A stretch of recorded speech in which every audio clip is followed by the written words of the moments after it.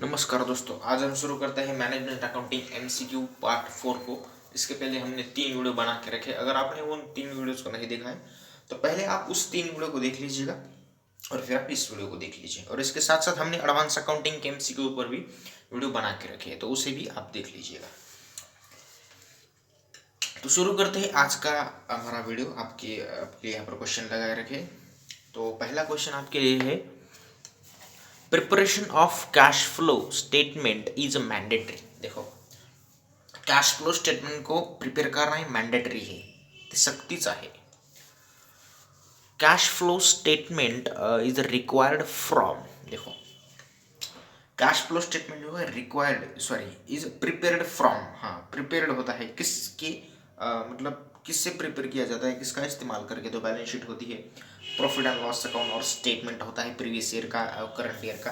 Additional info भी दी गई होती है और ऑल ऑफ देखो। तो इन 3 चीज़ों के मदद से हम इस कैश फ्लो स्टेटमेंट को बनाते हैं। तो आंसर होगा हमारा D. 44 question, in A cash flow statement the item of interest is shown in. जो हमारा आइटम होता है इंटरेस्ट जो होता है, तो वो कहाँ पर हम शो करते हैं। सो हमारा आंसर यहाँ पर है डी, बोथ बी एंड सी। देखो, इंटरेस्ट में हम इन्वेस्टिंग एक्टिविटीज में भी दिखा सकते हैं और फाइनेंसिंग एक्टिविटीज में भी दिखा सकते हैं, इस तरीके से। उसके बाद क्वेश्चन नंबर 45, ओके या so which of the following is not cash flow. क्या कह रहा है कि निम्नलिखित जो भी दिए 4 ऑप्शन दिए गए हैं, इन 4 ऑप्शन में ऐसा क्या है जिससे हमारे बिजनेस में कैश इनफ्लो नहीं होता, मतलब बिजनेस में पैसा नहीं आता। तो देखो, अब जब हमारी डिक्रीज होंगी इन ट्रेड रिसीवेबल्स, तो हमारे बिजनेस में पैसा क्या होगा, आउटफ्लो होगा, मतलब इनफ्लो होगा। हाँ, क्योंकि जब डेटर्स कम होंगे तो मतलब लोगों को पैसा कम देना पड़ेगा, है ना। तो कम देना पड़ेगा मतलब बिजनेस बढ़ेगा, इस तरीके से। और इश्यू ऑफ शेयर्स की तो आप तो पता है, मतलब कंपनी अगर शेयर इशू करेगी तो कंपनी के पास पैसा आएगा। तो सी हमारा आंसर होगा डिक्रीज इन ट्रेड पेबल्स, क्योंकि अब लोगों को पैसा अगर कम देना है तो ये हमारा कैश फ्लो इनफ्लो नहीं हो सकता है, आउटफ्लो हो सकता है। And D the sale of fix asset, अगर आप फिक्स एसेट को सेल करते हो तो आपके बिजनेस में पैसा आएगा। विच of the following is not a cash outflow. अब कैश का आउटफ्लो कौन सा नहीं, तो इंक्रीज इन ट्रेड पेबल आपका कैश का आउटफ्लो नहीं है, क्योंकि ये इनफ्लो है। और increase in trade receivable, increase in stock, increase in prepaid expenses आपके हो जाएंगे, क्या हो जाएंगे, ये आउटफ्लो हो जाएंगे, है ना। ये आउटफ्लो हो जाएंगे और ये आउटफ्लो नहीं होगा क्योंकि वो इनफ्लो होगा। ओके, क्वेश्चन नंबर यहाँ पर है 47। ओके, क्वेश्चन नंबर 47 कह रहा है, increase in the amount of prepaid expenses result in decrease in cash. जब आपकी प्रीपेड एक्सपेंसेस की अमाउंट बढ़ेगी तो आपका कैश कम होगा, क्योंकि प्रीपेड एक्सपेंसेस क्या होती है, हमारी करंट असेट होती है।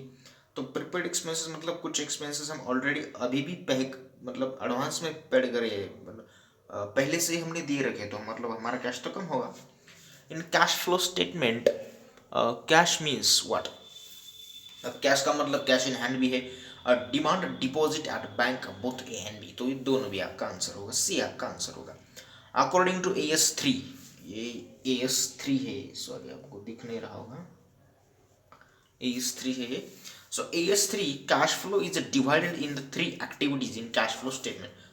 कैश फ्लो स्टेटमेंट जो होता है 3 एक्टिविटीज में हम बनाते हैं, ऑपरेटिंग, फाइनेंसिंग एंड इन्वेस्टिंग, इस तरीके से।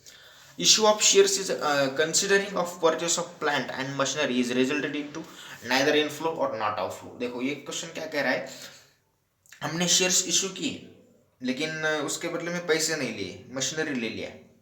मतलब किसी कोई बंदा था, उसको हमने 50,000 के शेयर्स दे दिए। एक शेयर 5 रुपये का, सॉरी एक शेयर 10 रुपये का, तो 50,000 के 10 कितने हो जाएंगे, 5 लाख। तो 5 लाख उसे उससे हमने पैसे नहीं लिए, उसके हमने क्या किया, उसने हमें एक मशीनरी दे दी। तो क्या हमें हमारे बिजनेस में पैसा आया, नहीं। तो हमारे बिजनेस में पैसा आया भी नहीं और गया भी नहीं। सो नाइदर इनफ्लो और not outflow. Net profit 60,000 after rating of goodwill 10,000, then the cash flow from operating activities will be 7,000। ये 10,000 आप उसमें ऐड करोगे, गुडविल रिटर्न आपको हमें ऐड करना पड़ेगा।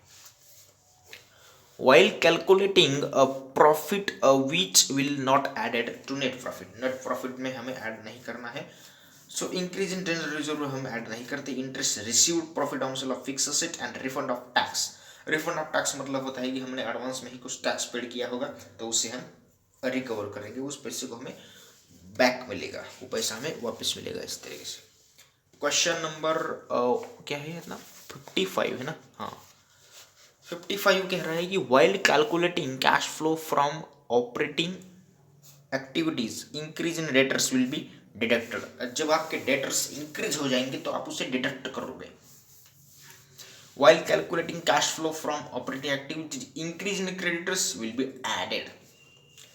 Which of the following item not considered as cash equivalent? देखो investment हम कैश इक्विवेलेंट हम नहीं ट्रीट कर सकेंगे, but bank overdraft, commercial papers and treasury bills all these three items will be considered as a cash equivalent. Okay, yeah. उसके बाद है income tax. Okay, या question number 56, income tax refund is a cash of source. Income tax refund मतलब वही मैंने कहा ना अभी कि पैसा हमने जो मतलब एडवांस में कुछ टैक्स पेड किया होगा तो वो हमें रिफंड मिलेगा, तो हमारा सोर्स बन रहा है। Cash flow from statement, cash flow statement is based upon cash basis of accounting. Cash flow statement किस पर आधारित होता है? कैश बेसिस ऑफ अकाउंटिंग पर आधारित होता है।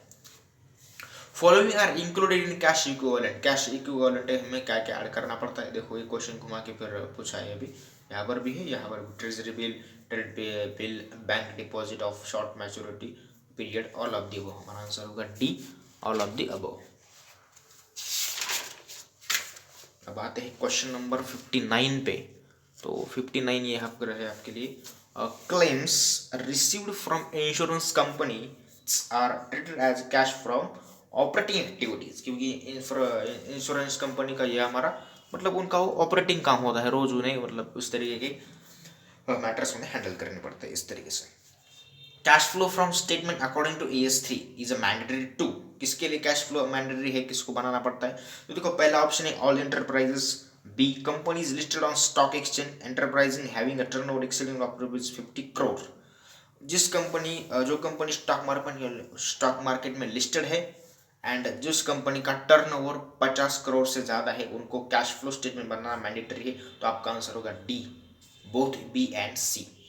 Following are true about cash equivalent. Cash equivalent के रिगार्डिंग क्या मतलब यहाँ पर सत्य बात है? तो देखो मोर लिक्विड शॉर्ट टर्म इन्वेस्टमेंट, या ये लिक्विड है इन्वेस्टमेंट से ज़्यादा, और मिनिमम रिस्क है इसमें, और मैच्योरिटी ऑफ 3 months और लेस देन 3 months। 3 months के अंदर अंदर उसको हम लिक्विडिटी में कर सकते हैं। तो ऑल ऑफ दीज हमारा आंसर होगा। And analysis of cash flow is useful for short term planning. Cash का एनालिसिस ये हमारा शॉर्ट टर्म प्लानिंग है। Loss on sale of asset is abnormal loss. अगर हमने एसेट को सोल्ड किया है और उससे हमें लॉस हुआ तो हमारा अबनॉर्मल लॉस होगा। मतलब कैसे? आपने कोई एसेट 1 लाख में खरीदी थी और 70,000 में बेच दी तो 30,000 आपका हुआ abnormal loss. Profit on sale of asset is abnormal gain. उसी तरीके से 70,000 में कोई एसेट खरीदी और 1 लाख में बेच दी तो 30,000 हुआ abnormal gain. Provision for doubtful debts is non cash item. Provision for doubtful debt होता है, इससे हमारे कैश पर कोई इम्पैक्ट नहीं पड़ता, तो इसलिए उसे हम नॉन कैश आइटम ट्रीट करेंगे। अब इसके बाद का क्वेश्चन यहाँ पर है question number 66। Okay, depreciation is non cash item. Depreciation भी हमारा नॉन कैश आइटम है। और लास्ट क्वेश्चन यहाँ पर है क्या है? The basic financial statement includes. तो बेसिक फाइनेंशियल स्टेटमेंट होते हैं उसमें क्या क्या इंक्लूड होता है? तो statement of cash flow, statement of retain earning and balance sheet and income statement. तो हमारा आंसर होगा D, all of the above. तो देखो यहाँ पर बहुत सारे क्वेश्चन हमने यहाँ पर डिस्कशन किए हैं। अब इसके बाद के जो भी क्वेश्चंस रहेंगे तो उसे हम इसके बाद के वीडियो में हम देखने वाले हैं। तो आज कुल हमने 20-25 क्वेश्चन डिस्कशन किए होंगे। सो आई होप आपको ये सभी वीडियो समझ में आ रहे होंगे, है ना? मैं आशा करता हूँ। अब सभी के एग्ज़ाम ऑनलाइन मोड से ही होने वाले हैं, ऑनलाइन ऑफलाइन इस तरीके से। तो ये जो मैं वीडियो आपके लिए बना रहा हूँ आपके एग्ज़ाम की दृष्टि से अगर देखा जाए तो आपके लिए बहुत हेल्पफुल होने वाले। So best of luck to all of the students. अच्छे से पढ़ाई कर लेना, सब कुछ MCQ देख लेना, थ्योरी पढ़ लेना, सब कुछ फार्मूला वगैरह सब कुछ याद रखेगा, क्योंकि इस पर आधारित बहुत सारे MCQ आपके पेपर में आ सकते हैं। ओके, एंड इसके बाद मैं आपको बताता हूँ कि जैसे हमारे मैनेजमेंट अकाउंटिंग के MCQ खत्म होंगे, फिर हम इंडियन इकोनॉमी और ह्यूमन रिसोर्स मैनेजमेंट, फिर ऑडिटिंग, इन सभी सब्जेक्ट पर हम एमसीक्यू बनाने वाले हैं। तो आप क्या कीजिए कि पहले आपने अगर एडवांस अकाउंटिंग के एमसीक्यूज नहीं देखे, मैं आपको बार बार कहूँगा, एडवांस अकाउंटिंग के एमसीक्यूज हमने 4 से 5 वीडियो बना के रखे। अगर आपने वो वीडियो नहीं देखी तो आप उस वीडियोज़ को भी देख लीजिएगा और इस वीडियोज़ को भी आप देखते रहिएगा। इसकी प्लेलिस्ट मैंने मेरे चैनल में बना के रखी है आपको लिए। ज़्यादा वीडियो मतलब ढूंढने की कोई ज़रूरत नहीं है, उसमें प्लेलिस्ट में अगर आप देख लेंगे तो आपको एक सीक्वेंस तरीके से आपको वो वीडियो मिल जाएगी। Okay, thanks for watching this videos. अगर आपको ये वीडियो पसंद आ रहे हैं तो लाइक करो, शेयर्स एंड कमेंट, चैनल को सब्सक्राइब करो एंड कमेंट भी करो, और अपने फ्रेंड सर्कल में ज़्यादा से ज़्यादा इस वीडियोस को शेयर कीजिए ताकि उनका भी भला हो सके।